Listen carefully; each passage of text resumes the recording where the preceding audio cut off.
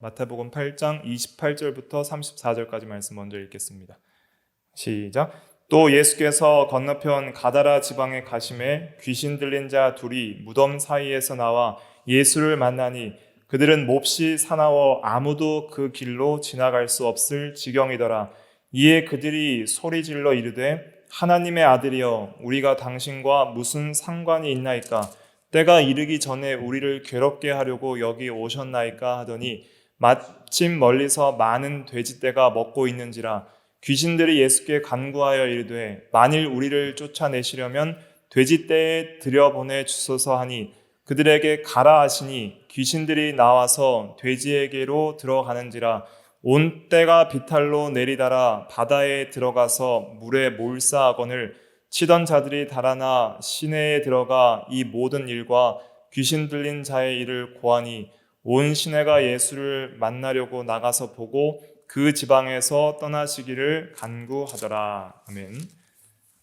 그리고 이 말씀은 누가복음 8장에 더 자세하게 기록이 되어 있기 때문에 오늘 누가복음 8장 중심으로 살펴보겠습니다.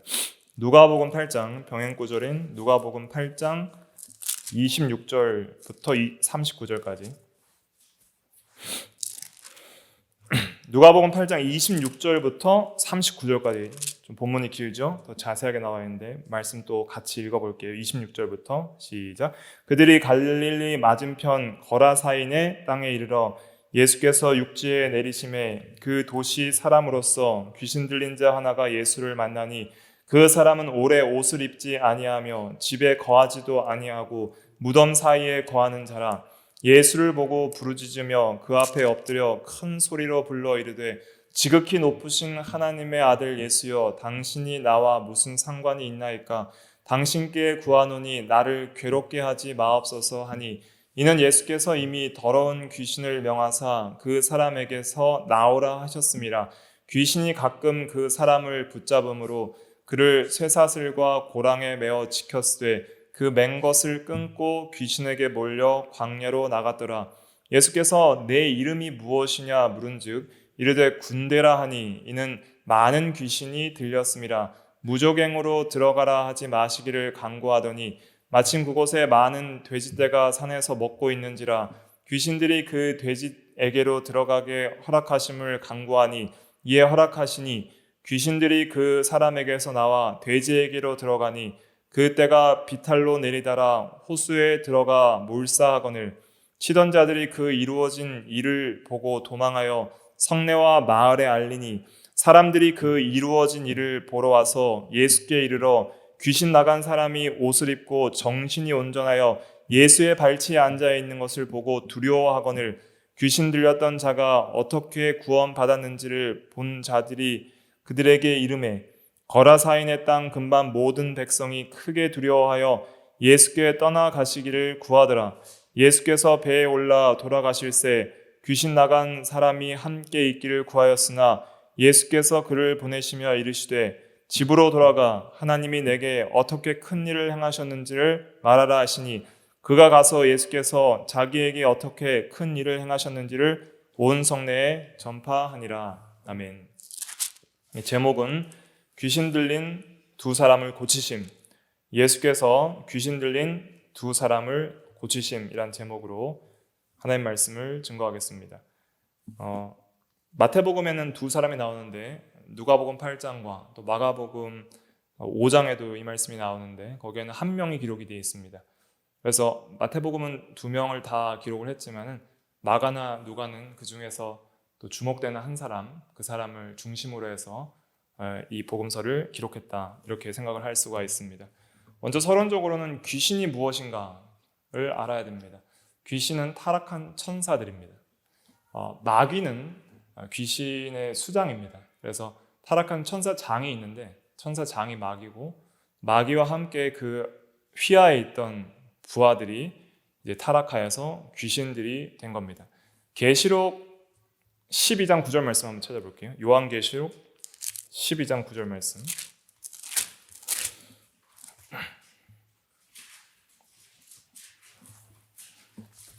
요한계시록 12장 9절 말씀 같이 읽어볼까요? 시작. 큰 용이 내쫓기니 옛 뱀 곧 마귀라고도 하고 사탄이라고도 하며 온 천하를 꿰는 자라. 그가 땅으로 내쫓기니 그의 사자들도 그와 함께 내쫓기니라. 이제 마귀라고 하면 이제 헬라어로 사타나스, 사탄이라 그래요. 그러니까 이제 히브리어로는 사탄이에요. 마귀가. 그리고 헬라어로는 사타나스. 그래서 그리고 또 다른 헬라어가 있는데 디아블로스라는 헬라어도 있습니다. 그 사타나스도 있고 디아블로스도 있어요. 그 이제 뭐 디아블로라는 무슨 그런 게임도 있잖아요. 전부 사탄이라는 뜻입니다. 그래서 그런 사탄, 마귀가 있고 그 마귀에 뭐가 있어요? 또 사자들도 그와 함께 내쫓겠다 그랬잖아요. 그러니까 이제 이 천사장, 마귀가 있고 그 다음에 천사의 휘하에 있는 이제 부하들, 이제 사자들도 함께 또 다른 천사들도 이제 그와 함께 내쫓겼는데 그런 이제 타락한 천사들이 귀신이 된 겁니다. 그래서 이 귀신들은 이제 마귀랑 다르게 이제 다이모니온이라는 영어를 써요. 다이모니온. 그래서 영어로는 디몬, 디몬. 뭐 데몬 그러잖아요. 그게 이제 다 귀신이라는 그런 뜻입니다. 그래서 타락한 천사들이 이제 사탄과 귀신이다. 그래서 베드로후서 2장 4절에도 보면은 하나님이 범죄한 천사들을 용서하지 아니하시고 지옥에 던져 어두운 구덩이에 두어 심판 때까지 지키게 하셨으며, 그래서 범죄한 천사들, 또 유다서 1장 6절에는 자기 처소를 떠난 천사들, 그래서 범죄한 천사, 자기 처소를 떠난 천사, 이런 자들이 이제 귀신, 또 그 중에 수장이 사탄이다, 마귀다, 이렇게 이해를 해야 됩니다. 그래서 뭐 마귀들 이렇게 말을 할 때는 이제 여러 마귀와 그와 함께하는 이제 귀신들을 총칭해서 그렇게 얘기를 한다, 이렇게 이해를 하시면 됩니다. 그래서 오늘날도 뭐 잘못된 귀신론을 가리키거나 또 이 사람의 영혼이 귀신이 되어서 떠돌아다닌다는 그러한 이제 이야기들은 교리적으로 굉장히 잘못된 그런 가르침이다 하는 것을 분별을 해야 되는 것이죠. 그래서 사탄, 귀신은 전부 타락한 천사고, 하나님께서 원래 선하게 창조한 천사들 중에서 이제 범죄하여 하나님을 대적하여서 타락한 자들이다. 그러한 자들이 이제 오늘날도 역사를 하고 또 이제 이 세상을 미혹을 한다. 그래서 큰 용이 이제 하늘에서 미가엘과 싸워서 전쟁을 일으키거든요. 그래서 요한계시록 12장 7절부터 보면 이제 하늘에 전쟁이 있어서 미가엘은 이제 하나님의 천사장이에요. 싸우는 천사장이 미가엘이고, 이제 가브리엘은 보통 이제 서신을 전하는 메신저인데 그 천사장과 싸워서 져서 이제 하늘에서 쫓겼다 그랬어요. 그래서 이 마귀를 가리켜서 이제 이 세상 임금, 공중의 권세 잡은 자, 이렇게 성경에서 표현을 합니다. 하늘에서 쫓겼다는 것은 하나님이 계신 그 영적인 세계, 천국, 그 영적 하늘나라를 가리키는데, 거기에는 이제 구원받은 성도들과 또 하나님만 거하시지, 또 선한 천사들만 거할 수 있지, 악한 영들은 하늘나라에 거할 수 없다는 것을 가리키는 거예요. 그래서 그 악한 영들이 쫓겨나서 지금은 어디에 있어? 이 세상에서 활동을 하는 거예요. 이 세상에서 활동을 하면서 이제 공중의 권세를 잡아서 이제 인간의 어떤 사상을 이제 사로잡고, 그래서 잘못된 이런 공산주의 사상이나 악한 불신앙의 어떤 그런 사상들, 또 뉴에이지 사상이나 여러 가지 이런 비진리와 이단 사상들을 가지고 미혹시키고, 거짓말하는 영으로서 이렇게 이 세상의 사상계를 미혹시키고 이런 물질계를 이렇게 미혹하는 그런 역사들을 이제 이루는 것입니다. 그래서 영적인 세계, 하나님 나라에서는 마귀가 역사할 수 있어요, 없어요? 없는 거예요. 우리가 이제 죽으면 성도들의 영혼이 가는 그 하나님 나라에 마귀가 없는 거예요. 거기서 쫓겨났어요. 그런데 이제 이 세상, 물질계와 정신계, 이 사상계에는 공중의 권세를 잡고, 이 공중하면은 이제 여기 에어, 공기를 말하는 거예요. 원어적인 의미는 이제 이 공중 공기에 에어의 그 권세를 잡았다는 것은 물질만 권세를 잡는 게 아니라 정신계를 지배를 한다는 거예요. 그러니까 타락한 인간들이 왜 잘못된 비진리에 속고 이단에 속고 잘못된 사상의 미혹을 당해서 그렇게 분별하지 못하고 가는가? 미혹하는 영들의 역사가 분명히 있다는 것이죠. 그래서 그렇게 이 세상에서 마귀가 미혹하는 일, 온 천하를 꿰는 자라 그랬잖아요. 9절에 보니까 계시록 12장 9절에 온 천하를 이렇게 꿰어서 미혹하는 그런 일들을 약한 영이 하고, 또 실제적으로 이제 사람을 미혹하고 욕심을 불러일으키기도 하지만 실제적으로 사람 안에 들어가서 그의 어떤 모든 정신을 이제 지배하여서 귀신 들리게 하여서 그의 어떤 의지까지 지배하는 그런 역사도 일으킵니다. 실제적으로 오늘날도 귀신 들리는 사람이 있고 또 실제적으로 이 귀신 신받으려고 참 무당들은 산에 가서 산기도를 해요.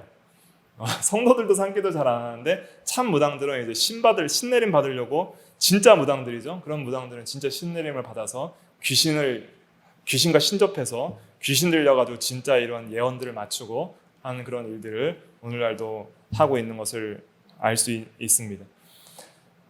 예수님 시대 때에도 이제 이러한 귀신 들린 사람들이 많이 있고 또 그래서 귀신 들린 사람을 이렇게 쫓아내는 그런 역사들을 이제 복음서에 많이 기록이 되어 있는데 그 중에 대표적인 그런 말씀이라고 할 수가 있겠습니다.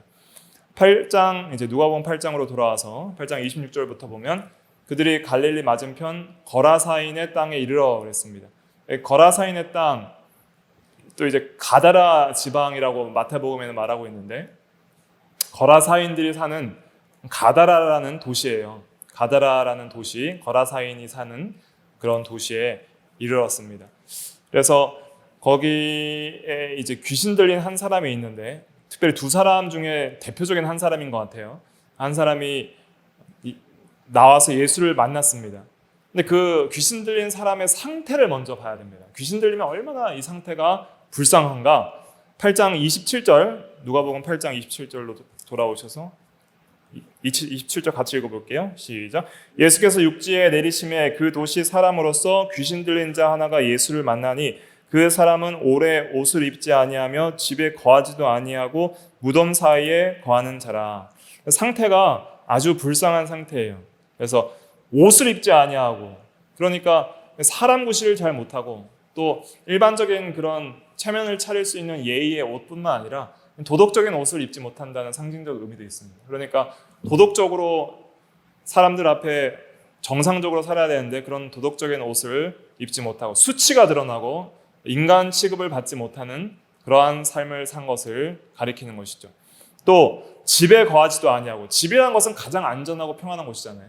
그런데 그런 안정된 생활 또 편안한 생활 그런 것을 하지 못하고 더러운 곳에 가서 사는 생활을 했어요. 무덤 사이에 거하는 자라. 무덤이라는 것은 이제 과거 특별히 이런 유대 지방의 무덤들은 동굴에 그냥 시신을 안치해 놓는 경우들이 있어서 이제 무덤은 썩은 냄새가 나고 또 시체 썩은 냄새가 나고 굉장히 더러운 그러한 곳인데 그런 무덤 사이에서 살고 거하는 것처럼 그렇게 더러운 곳에서 사는 그러한 삶을 살았다는 것을 알 수 있죠.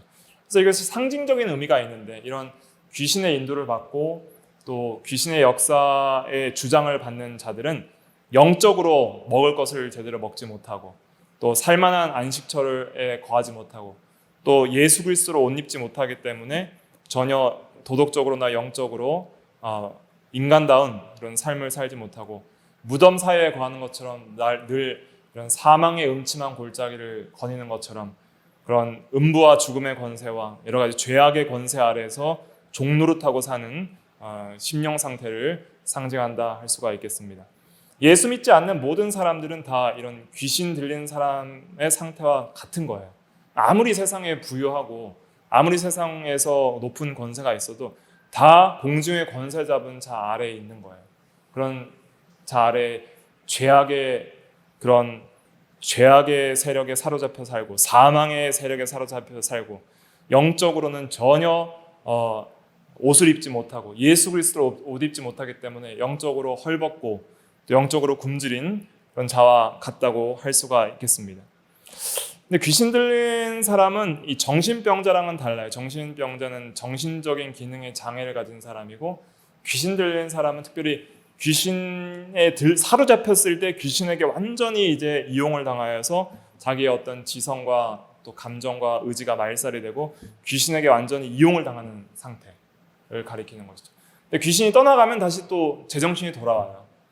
저도 어릴 때 귀신 들린 사람을 봤는데 귀신이 들렸을 때는 자기 말을 하지 않고 귀신이 하는 말을 하다가 또 귀신이 떠나가니까 또 돌아오는 그러한 일들을 보게 되고, 그래서 귀신 들린 사람을 위해서 이제 목사님이나 이제 성도님들이 가서 기도를 해주니까 막 가라고 막 소리를 치다가 갑자기 정신을 차리고 귀신이 떠나가니까 또 죄송하다 하면서 이렇게 잘 대접하는 그런 일들을 본 적이 있습니다. 그러니까 이 귀신 들린 것은 또 정신 장애랑은 좀 다르다. 그래서 귀신이 이렇게 역사하게 되면은 귀신에 사로잡혀서 이용을 당하게 되는 그런 경우다 하는 것을 알 수가 있는 것입니다. 그럼 이 귀신은 또 어떤 이 지식이 있는가? 귀신도 하나님을 알고 예수님을 알았습니다. 이 당시에 예수님을 알아보는 사람들이 없었는데 오히려 귀신이 가장 먼저 알아봤어요. 28절부터 29절까지 같이 읽어보겠습니다. 28절만 먼저 같이 읽어볼게요. 28절 시작. 예수를 보고 부르짖으며 그 앞에 엎드려 큰 소리로 불러 이르되 지극히 높으신 하나님의 아들 예수여, 당신이 나와 무슨 상관이 있나이까? 당신께 구하노니 나를 괴롭게 하지 마옵소서. 그랬습니다. 지극히 높으신 하나님의 아들 예수여, 이렇게 말을 한 걸 보니까 예수님에 대한 정확한 교리적 지식이 있었어요. 그러니까 완전히 정통이에요. 귀신이 갖고 있는 교리적 지식은 정통 교리입니다. 틀린 게 없어요. 그런데 왜 구원을 받지 못하죠? 신앙이라는 것은, 구원을 얻는 신앙은 세 가지가 충족이 돼야 됩니다. 이거 잘 기억을 하셔야 하는데, 첫째는 지식이고, 둘째는 동의고, 셋째는 신뢰예요. 이 신뢰는 사랑을 포함하는 거예요. 그래서 먼저 신앙이라는 것은, 믿음은 들음에서 나면 들음은 그리스도의 말씀으로 말미암느니라 그랬죠. 그렇기 때문에 신앙은 반드시 지식이 있어야 돼요. 정통 교리적인 진리에 대한 지식이 있어야 됩니다. 그것이 없이는 신앙이 생길 수가 없는 거예요. 근데 이 귀신은 정통 신앙이 있었어요. 그리고 동의도 했어요. 당신은 하나님의 아들이나. 그리고 지식이 있는데 동의를 하지 않는 사람이 있죠. 정통 교리를 가르쳐줬는데 동의를 하지 않는 사람이 있어요. 정통 교리를 가르쳐줬는데 동의하는 사람이 있어요. 그러니까 동의라는 것은 아는 것과는 다릅니다. 내가 이 지식을 동의를 합니다. 동의를 한다는 것을 동의랑 이제 반대하는 것, 그것이 이제 나누어지는 것이죠. 그 다음에 귀신도 이제는 이 정통 진리에 대해서는 동의를 해요. 그러나 뭐가 없어요? 신뢰가 없어요. 신뢰. 믿음이 없다는 거예요. 그러니까 예수 그리스도를 의지하고, 그 다음에 예수 그리스도를 사랑하고, 그리고 예수 그리스도를 신뢰하는, 그 지식을 신뢰하는 면이 없는 거예요. 그러니까 이 귀신은 예수님을 알고 하나님을 알지만 어떻게 해요? 예수님을 어떻게 해요? 미워해요. 하나님을 미워해요. 정확하게 알고 동의는 하지만은 미워하는 거예요. 그래서 오히려 예수님에게 뭐라고 말씀하냐면, 나와 당신이 무슨 상관이 있나? 이게 상관이 없는 분이라는 거예요. 예수님께. 당신께 구하오니 나를 괴롭게 하지 마옵소서. 그러니까 이제 마지막 때가 가까운 줄 알고 귀신이 이제 때가 이르기 전에 우리를 괴롭게 하지 말라, 그런 말을 하는 내용이 나오는데, 마태복음 8장 29절에도 보면은 우리가 당신과 무슨 상관이 있나이까? 때가 이르기 전에 우리를 괴롭게 하려고 여기에 오셨나이까? 그렇게 말하는 내용이 있고, 그래서 그 귀신들과 마귀들은 때가 얼마 남지 않은 줄 알아요. 자기의 때가. 왜냐하면 하나님의 심판도 알아요. 심판도 동의를 해요. 알고 있기 때문에 자기들이 이제 앞으로 지옥에서 영원한 형벌을 받을 줄 알기 때문에 이제 마지막 때까지 미혹하고 또 하나님을 반대하고 택한 자라도 미혹하려는 그러한 일들을 계속 하는 것이죠. 그래서 여기서도 우리가 알 수 있는 것은 무엇이냐면, 반드시 진리에 대한 지식만 있고 지적인 동의만 한다고 신앙은 아니다 하는 것이죠. 참된 신앙은. 야고보서 2장 19절 말씀 한번 찾아볼게요. 야고보서 2장 19절. 다 찾아보세요. 야고보서 2장 19절 말씀. 신약성경 373페이지 야고보서 2장 19절 말씀 같이 읽어볼게요. 시작. 내가 하나님은 한 분이신 줄을 믿느냐? 잘하는도다. 귀신들도 믿고 떠느니라. 여기서 믿는다 그랬죠. 귀신들도. 여기서의 믿음은 무엇이냐? 지식과 동의와 신뢰를 다 포함하는 구원을 얻는 믿음이 아니라 지식과 동의까지만 갖는 그런 불완전한 믿음을 가리키는 것이죠. 그들도 그 지식은 안다. 그 지식에 대해서 거짓이 아니라고 생각한다. 진리임을 동의한다. 그러나 그 진리를 신뢰하진 않는다. 그리고 하나님을 사랑하진 않는다. 또 하나님께서는 귀신을 위해서 구속자를 내시지 않았습니다. 예수님은 오직 타락한 인간 중에 선택받은 자를 위해서만 예수님께서 죽어주신 거예요. 그러니까 귀신을 위해서 구속하신 사건은 없습니다. 그렇기 때문에 타락한 귀신들은 구원을 받을 수도 없을 뿐만 아니라 구원받기도 원하지 않아요. 구원을 얻는 믿음도 가지지를 않는 거예요. 그래서 모든 귀신은 반드시 유기된 자들과 함께 영원한 심판을 받을 것입니다. 그래서 우리가 여기서 이제 주목해야 될 것은 무엇이냐면 정말 구원을 얻는 참된 신앙은 세 가지가 충족이 돼야 된다. 진리에 대한 지식도 알아야 되고 거기에 동의하는 데까지만 가는 사람이 있어요. 안다. 거기에 대해 동의한다. 그러나 그 지식을 신뢰하고 사랑하고 그대로 살지는 않아요. 그걸 삶으로 살아내려고 하지 않고 그것을 신뢰하고 그 진리를 말씀하시는 하나님을 사랑하지 않는 그런 사람들은 참으로 그 말씀에 대한 신앙이 있다고 할 수가 없는 것입니다. 그러니까 참된 신앙은 세 가지 뭐가 있어야 돼요? 지식, 동의, 신뢰. 신뢰는 사랑하는 걸 포함하는 거예요. 신뢰는 의지한다는 거예요. 붙든다는 거예요.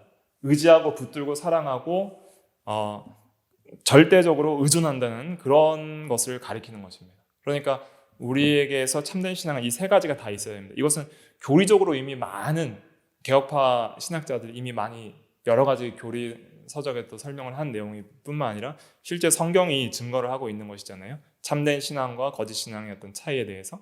그러니까 이 세 가지를 꼭 기억을 하시고 참된 신앙의 세 가지 조건이 뭐예요? 지식, 동의, 신뢰다. 그러니까 뭐가 보통 빠지냐면 신뢰 부분이 많이 약해요. 근데 신뢰만 강한 사람이 있어요. 그러니까 지식, 동의 부분이 강한 사람들은 교리주의로 빠져서 교만하기 쉽고 그런 개혁주의자들이 많이 있죠. 근데 지식, 동의 부분을 빼버리고 신뢰만 하면 이제는 신비주의가 되는 거예요. 난 신뢰합니다. 하나님을 사랑합니다. 하나님을 붙듭니다 하는데 아무런 교리적인 지식이 없어요. 세팅이 안 돼 있는 거예요. 그러니까 지식적인 면이 다 무너지고 내가 진짜 하나님이 누군지도 모르면서 하나님을 섬긴다고 그러고 누군지도 모르면서 하나님을 찬양한다고 하면서 이상한 그런 신앙 행위들을 보이게 되는 거예요. 그러니까 지식, 동의, 신뢰가 같이 가야 건강한 신앙이 된다 하는 것을 깨달아야 하는 것이죠. 그래서 이제 마귀가 예수님을 알아보고 나를 괴롭게 하지 마소서 했습니다.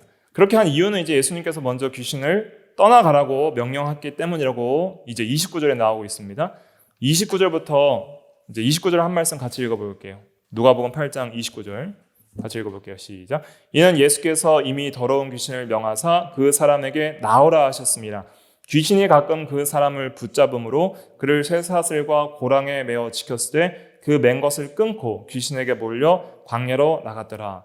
이제 예수님께서 명령하시니까 귀신이 순종하는 거예요. 그러니까 여기서 알 수 있는 건 무엇이냐면 29절에서 증거하는 것은 사람보다 귀신이 강하다는 거예요. 근데 귀신보다 누가 강해요? 예수님이 강하다.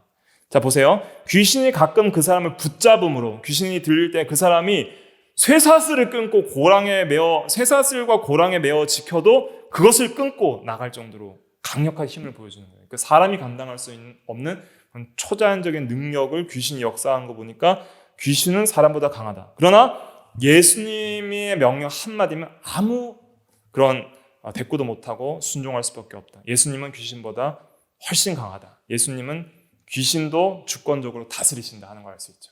귀신에게 명했다 그랬어요. 한 말씀 하시는 거예요. 나오라. 귀신은 꼼짝없이 나가야 되는 거예요. 말씀에는 권위와 능력이 있기 때문에 그렇게 귀신이 순종을 할 수밖에 없는 그런 역사를 볼 때 우리가 귀신을 이기려면 내 힘으로 이길 수 있다 없다? 없다. 오직 예수님을 의지하고 예수님의 말씀을 의지해야지 이길 수 있다는 것을 알 수 있는 것이죠. 30절 말씀 같이 읽어볼게요. 30절 시작. 예수께서 내 이름이 무엇이냐 물은즉 이르되 군대라 하니 이는 많은 귀신이 들렸습니다. 귀신의 이름을 물어보셨어요. 그때 군대라 그랬습니다. 이유는 많은 귀신이 들렸다 그랬는데 이 군대라는 것은 헬라어로 레기온이라고 합니다. 레기온이라고 들어보셨는지 모르겠지만 그것은 이제 어떤 군단을 가리키는데 특별히 이제 로마 이 군단은 한 5,000명에서 한 6,000명 정도 됐다 그래요. 5,000명에서 6,000명. 그러니까 이제 이 군단에 대한 내용인데 레기온, 군단 이러면은 이게 많은 귀신인데 한 몇 귀신 정도 들어갔을까 생각했을 때 이 보통 많이 들어간 게 아닌 거예요. 그러니까 이제 돼지가 물에 빠져 죽잖아요. 물에 빠져 죽은 돼지가 몇 마리냐면 다른 성경에서 2,000마리 정도 된다 그래요.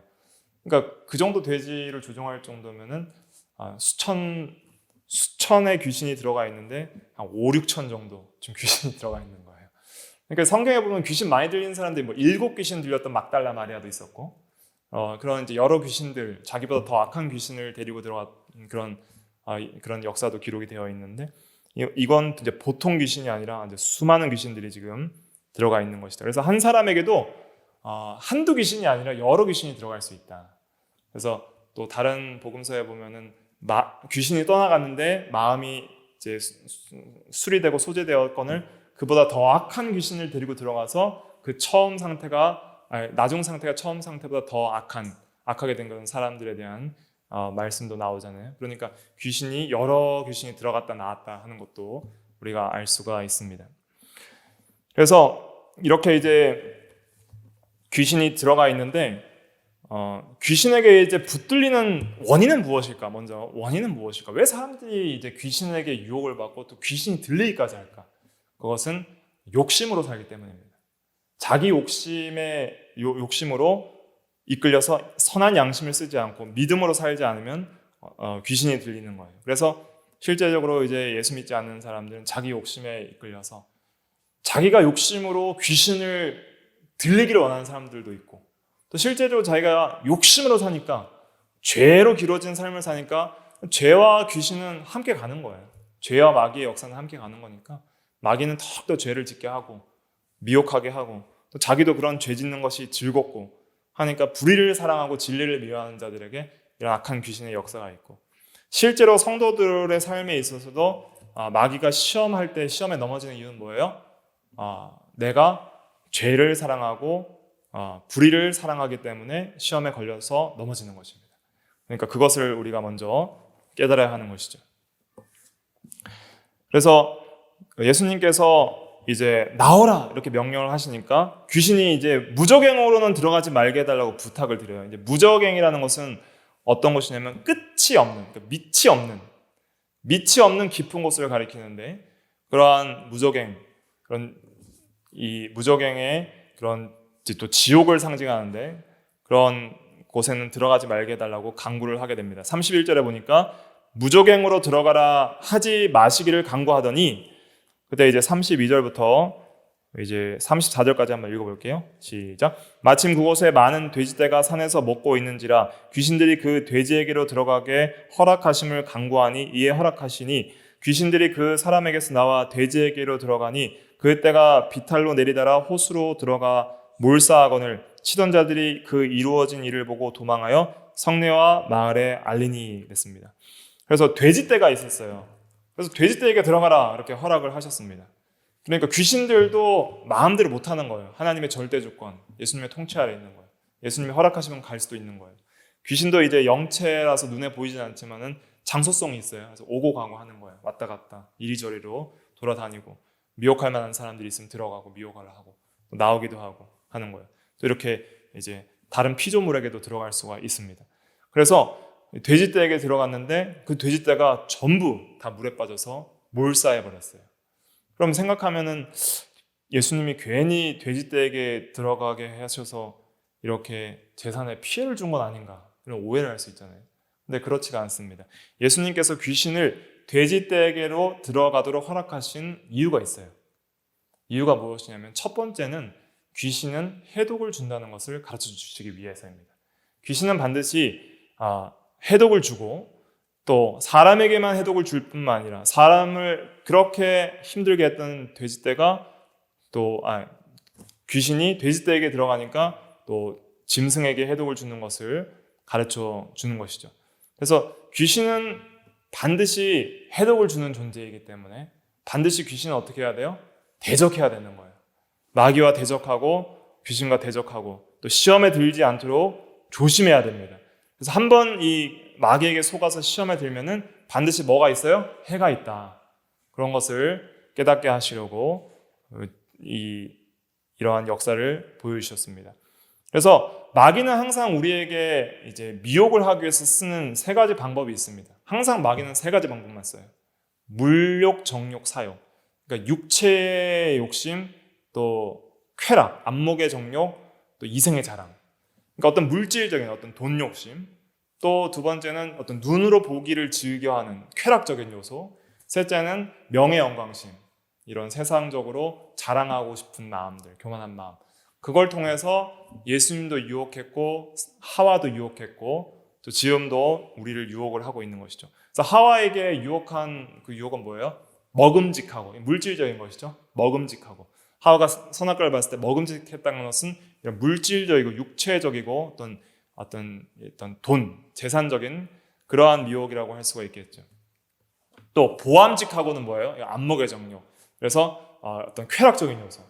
또 지혜롭게 할 만큼 탐스럽게도 한 나무인지라 했죠. 그러니까 이제 이생의 자랑, 교만적인 요소 그런 것이죠. 그래서 예수님을 미혹할 때에도 돌이 떡이 되게 하라 하는 것은 어떤 유혹이에요? 육체의 정욕을 유혹한 것이고, 그 다음에 이제 성전 꼭대기에 세워서 뛰어내리라. 그러면 사람들이 너를 위대하게 할 것이다. 한 것은 뭐예요? 이생의 자랑 부분이죠. 그래서 놀라운 일들을 해서 사람들에게 자랑거리가 되게 하는 그런 일들을 하라는 거예요. 자랑거리가 될 만한 일을 해야 메시아의 사역을 감당하지 않겠느냐. 또 천하 만국의 영광을 보여주며 그랬죠. 보여주면서 한 번만 절하면 이 모든 천하를 내가 줄 것이다. 보는 것을 통해서 미혹을 했기 때문에 이것은 안목의 정욕 부분, 어떤 쾌락적인 부분, 또 명예 영광심도 들어있지만은 그런 부분들로 유혹을 한다 할 수가 있겠습니다. 항상 마귀는 요 세 가지예요. 세 가지. 그렇기 때문에 우리가 물질에 대한 욕심을 버려야 되고, 쾌락에 대한 욕심을 버려야 되고, 또 교만하고자 하는 이 세상에서 명예와 영광을 얻고자 하는 그런 교만한 마음들을 버리지 않으면 귀신은 반드시 우리 가운데 역사할 수밖에 없고 우리를 미혹하게 된다. 그래서 우리의 마음과 합해서 그렇게 우리를 넘어뜨리게 하는 거예요. 물론 귀신이 유혹을 한다고 할지라도 우리의 의지가 동의를 안 하면 시험에 들지 않아요.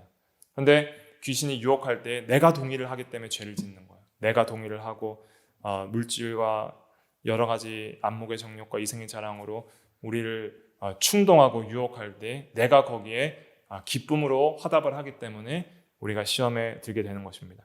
하지만 반드시 이런 시험에 들면은 해독이 있다 하는 것을 기억을 해야 됩니다. 또 둘째는 이런 역사를 통해서 눈에 보이지는 않지만은 귀신은 반드시 존재한다.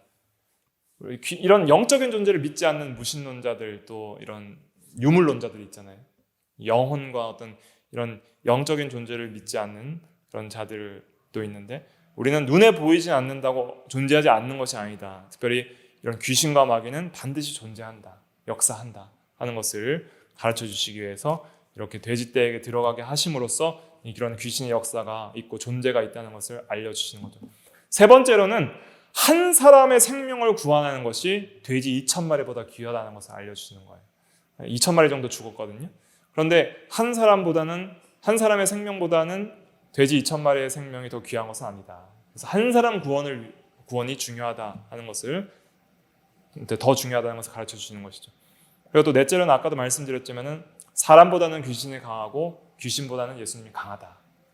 그래서 우리가 예수님을 의지해야 되고 예수님의 능력을 힘입어야 되고 예수님의 말씀의 역사를 힘입어야 이걸 이길 수 있지, 다른 것은 이길 수 없다. 그래서 예수님께서 마귀의 시험을 마태복음 4장에서 이기실 때 뭘로 이기셨어요? 세 가지 다 말씀으로, 가라사대, 일러스대, 말씀으로 이기셨단 말이에요. 그래서 우리도 말씀으로 이겨야 한다는 것을 깨닫게 되는 것이죠. 다섯 번째는 욕심으로 하는 사업은 반드시 망한다. 돼지 사업은 그 당시에 율법적으로 허락되지 않은 사업입니다. 왜냐하면 돼지는 이제 부정한 음식이었기 때문에 먹을 수가 없었어요. 레위기 11장 7절에 보면 돼지는 굽이 갈라져 쪽발이로 돼 새김질을 못함으로 너희에게 부정하니 그랬습니다. 그래서 구약시대 때 이제 이 의식적으로 허용된 짐승들은 쪽발이 이렇게 갈라진, 굽이 갈라진 짐승과 또 되새김질하는 짐승들, 예를 들면 소나 염소나 양 같은 짐승들, 그런 짐승들만 먹을 수 있고 그렇게 할 수 있었습니다. 오늘날 신약시대 때는 이제 그런 의식법이 폐지됐기 때문에 우리가 돼지고기도 먹고 장어도 먹고 하는 건데, 구약시대 때는 이제 그런 짐승들이 이제 사업적으로 이용되고 먹는 것이 금지되어 있는데 이 사람들은 그러한 율법의 계명을 어기고 돈을 벌려고 했던 거예요. 그러니까 상징적 의미는 뭐냐면 돼지떼를 쳤다는 것은 성경을 어기고 돈을 벌려고 했다, 이런 의미입니다. 그래서 예수님께서 말씀을 어기고 욕심으로 하는 사업은 망한다는 것을 또 상징적으로 보여주시기 위해서 이렇게 하셨다. 그래서 돼지떼를 죽인 것이 예수님이 그렇게 악한 의도로 죽인 것이 아니라 이렇게 욕심으로 하는 사업은 망한다는 것을 보여주기 위해서, 그래도 한 사람 구원이 돼지떼보다 더 중요하다는 것을 가르쳐 주시기 위해서 이렇게 하신 것이다, 의롭게 하신 것이다 하는 것을 우리가 깨달아야 되죠. 근데 이 동네 사람들의 반응이 더 지금 중요한데, 동네 사람들이 예수님을 배척하고 또 그 사람이 구원받는 것을 중요하게 생각하지 않은 것을 볼 수가 있습니다. 누가복음 8장 34절부터 이제 37절까지 같이 읽어볼게요. 8장 34절부터 37절까지 시작. 치던 자들이 그 이루어진 일을 보고 도망하여 성내와 마을에 알리니 사람들이 그 이루어진 일을 보러 나와서 예수께 이르러 귀신 나간 사람이 옷을 입고 정신이 온전하여 예수의 발치에 앉아 있는 것을 보고 두려워하거늘 귀신 들렸던 자가 어떻게 구원받았는지를 본 자들이 그들에게 이르매 거라사인의 땅 근방 모든 백성이 크게 두려워하여 예수께 떠나가시기를 구하더라. 그랬습니다. 이 사람들이 이제 치던 자들이 놀라서 동네 사람들에게 알리니까 동네 사람들이 나와서 봤어요. 그리고 귀신 들렸던 자가 어떻게 구원받았는지를 알려줬고, 또 귀신 들린 사람이 이제 옷을 입고, 전과는 완전히 다른 세 사람이 됐죠. 구원받은 자가 된 겁니다. 옷을 입고 정신이 온전하여서 예수의 발치에 앉아서 이제 제자의 삶을 살기로 결심을 하고 또 말씀을 듣고 하는 그러한 일들을 하는, 이제 참 정상적인 사람의 삶을 살기 시작한 것이죠. 근데 사람들이 이것을 보고 지금까지 함께했던 그런 비참한 가운데 있었던 이 사람이 구원받은 것에 대해서 전혀 감동을 받지 못하고, 이 사람이 이렇게 구원받은 것에 대해서 전혀 감사하지도 않고 오히려 예수님 보고 손해가 되니까 떠나가라는 거예요. 자기들 사업에 손해가 되니까 두려워하면서 떠나가라 하는 거예요. 그러니까 이 사람들은 사람도 사랑하지 않고 예수님도 모르고 되지만 아는 사람들인 거예요. 돈만 아는 사람들. 자신의 어떤 욕심과 세상의 물질에만 눈이 멀어서 이웃사랑과 하나님 사랑도 모르고 구원자이신 예수님에 대한 놀라운 역사가 이루어졌음에도 불구하고 전혀 감사치도 아니하고 예수님도 영접하지 않는, 예수님을 배척하는 동네가 됐습니다. 그러니까 이제 이 예수님께서 더 이상 이 동네에서 위대한 사역을 이어나가시지 않았던 거예요.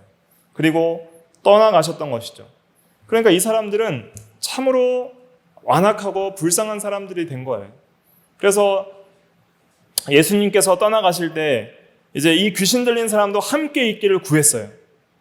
저도 이제 예수님을 따라다니면서 주의 제자가 되겠습니다, 이렇게 말을 하니까 또 예수님의 말씀이 무엇이냐면 39절 말씀 같이 읽어볼게요. 시작. 집으로 돌아가 하나님이 내게 어떻게 큰 일을 행하셨는지를 말하라 하시니 그가 가서 예수께서 자기에게 어떻게 큰 일을 행하셨는지를 온 성내에 전파하니라. 아멘. 마가복음 5장 20절에 보면 그가 예수께서 자기에게 어떻게 큰 일을 행하셨는지를 데가볼리에 전파하니 모든 사람이 놀랍게 여기더라 그랬습니다. 그러니까 데가볼리라는 건 뭐냐면 지금 거라사인에 있던 가다라라는 도시에 있잖아요. 가다라는 도시가 속한, 그러니까 가다라라는 도시가 있는 그 로마 행정구역, 큰 행정구역 전체가 데가볼리예요. 그러니까 예를 들면 이제 경주가 있으면 경주는 어디 안에 있어요? 경상북도 안에 있잖아요. 그러니까 경주에서 누가 구원을 받았으면 경상북도 전체에 이제 복음을 전한 것 같은 거예요. 그러니까 가다라 도시라는 지방에서 이 사람이 구원을 받았는데 그 데가볼리라는 그 넓은 행정구역 전체에 온성에 돌아다니면서, 특별히 가장 중요한 10개의 성읍이 있었는데 그 성읍에 돌아다니면서 복음을 전한 거예요. 그러니까 이 가다라 지방 사람들이 예수님을 배척하고 되지만 않은 사람들이 되어서 구원의 소식을 듣지 못하니까 이제 이 구원받은 사람이 예수님을 따라다니는 것보다는 네가 가서 전하라 하신 거예요. 그래서 이 사람이 이제는 복음 사역자로서 그 데가볼리 전 지역에 복음을 전파함으로써 또 많은 구원의 역사들을 이루었던 것을 알 수가 있습니다. 오늘 중요한 것은 오늘날도 이러한 거라사인의 땅에 이 거라사인 같은 사람들이 오늘날도 많이 있다는 거예요. 그러니까 현대에도 예수님에 대해서 귀하게 생각하지 않고 또 구원에 관심이 없는 사람들이 많이 있습니다. 자기 구원에도 별로 관심이 없어요. 자기가 구원을 받고 잘하는 일에 노력과 관심을 기울이지 않고 되지만 않은 사람들처럼 돈만 아는 자들이 되어서는 안 되는 것이죠. 우리가 나의 구원과 다른 사람의 영원 구원을 가장 귀하게 여기고 어떤 세상의 물질보다도 그 영혼 한 사람이 구원받는 것이 천하보다 귀한 것을 알고 그 일을 위해서 힘을 쓰고 또 그렇게 살기를 힘써야 되는데 오히려 자기 영혼도 관심이 없는 거예요. 오히려 큰 재산상의 상실이나 화폐 가치의 변동이나 물가 상승을 이야기하면 격정과 흥분을 감추지 못하지만은 구원에 대한 진리를 이야기하고 나누면 별로 관심이 없어요. 무관심해요. 그런 것이 오늘날 현대인들이고 또 교회에 있는 신앙인들도 이런 사람들이 많다 하는 것을 깨달아야 하는 것이죠. 그래서 오늘날 우리도 이 예수님께서 어떠한 자를 구하셨는가, 우리도 이 귀신 들린 자와 같은 영적인 상태였다는 것을 고백해야 됩니다. 헐벗었고 사망의 음침한 골짜기 가운데 거하며 집에도 거하지 않는, 하나님의 집에도 거할 수 없고 참된 평안도 소망도 없이 예수 그리스도로 옷 입는 의의 옷을 입지 못하는 생활을 하며 사람답지 못하게 공중의 권세 잡은 자의 미혹에 따라 살던 사람이 예수를 믿고 구원을 받아서 하나님의 자녀가 됐고, 이제 악한 영의 역사들이 예수님께서 만지도 못하게 우리를 지켜주시고, 요한일서 5장 18절에 보면은 악한 자가 만지지도 못하게 지켜주신다고 그랬거든요. 요한일서 한번 찾아볼게요. 요한일서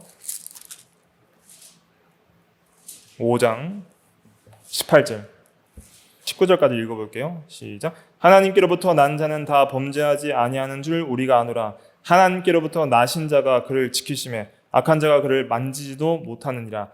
또 아는 것은 우리는 하나님께 속하고 온 세상은 악한 자 안에 처한 것이며, 온 세상은 이 마귀에게 처해 있어요. 공중의 권세 잡은 자에게.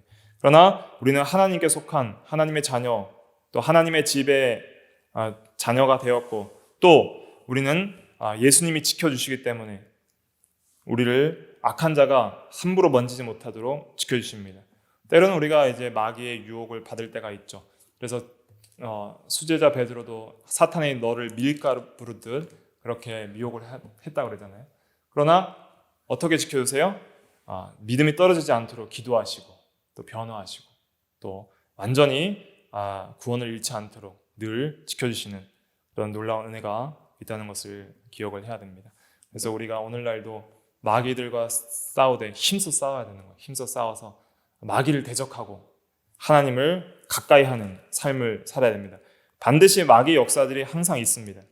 예수님을 미혹했던 마귀도 잠시 떠나갔다 그랬어요. 잠시 떠나간 것이지 다시 미혹하는 일들이 계속 있었던 것이죠. 그렇기 때문에 우리는 항상 마귀를 대적하고 하나님을 가까이 하는 그런 일들을 해야 됩니다. 베드로전서 5장 8절에 보면 이런 말씀이 있습니다. 베드로전서 5장 8절에 근신하라 깨어라 너희 대적 마귀가 우는 사자같이 두루 삼킬 자를 찾나니 그랬습니다. 그렇기 때문에 우리는 적극적으로 마귀와 싸우고 대적하는 일들을 해야 하는 것이죠. 그래서 실제적으로 마귀를 대적하라는 말씀, 야고보서 4장 한번 찾아볼까요? 야고보서 4장 7절부터 8절만 같이 읽어보겠습니다. 야고보서 4장 7절부터 8절 시작. 그런즉 너희는 하나님께 복종할지어다. 마귀를 대적하라. 그리하면 너희를 피하리라. 하나님을 가까이 하라. 그리하면 너희를 가까이 하시리라. 여기까지 보겠습니다. 그래서 하나님께 복종하고 하나님께 가까이 하라. 그럼 하나님이 우리를 가까이 해주시고, 마귀는 어떻게 해요? 적극적으로 대적하라. 싸우라는 거예요. 어떻게 싸워요? 진리의 말씀으로, 성령의 검, 하나님의 말씀으로 적극적으로 싸우라는 거예요. 하나님의 말씀이 이래 했다. 악한 사탄아 물러가라 하면서 말씀을 의지하면서 말씀으로 싸우는 것이죠. 그럼 너희를 피하리라 그랬습니다. 그래서 적극적으로 마귀를 대적하고 우리의 구원을 잘 이루어나가며, 또 실제적으로 사람보다 마귀가 강하지만은 마귀보다는 예수님이 강하시다. 그리고 또 실제적으로 우리가 진리의 말씀으로 이러한 사탄의 권세들을 이겨나갈 수 있다 하는 것을 깨닫고, 또 영원 구원이 중요하다. 나의 영원 구원도 중요하고 다른 사람의 영원 구원을 이뤄나가는 것도 중요하다. 이런 것들을 깨닫고 또 실제로 이 예수님께서 왕권을 가지시고 모든 것을 다스리시는 만왕의 왕이시니까 그 예수님의 왕권, 그것을 의지해서 악한 마귀들을 대적해 나가야 된다 하는 것들을 깨달을 수 있겠습니다. 기도하겠습니다.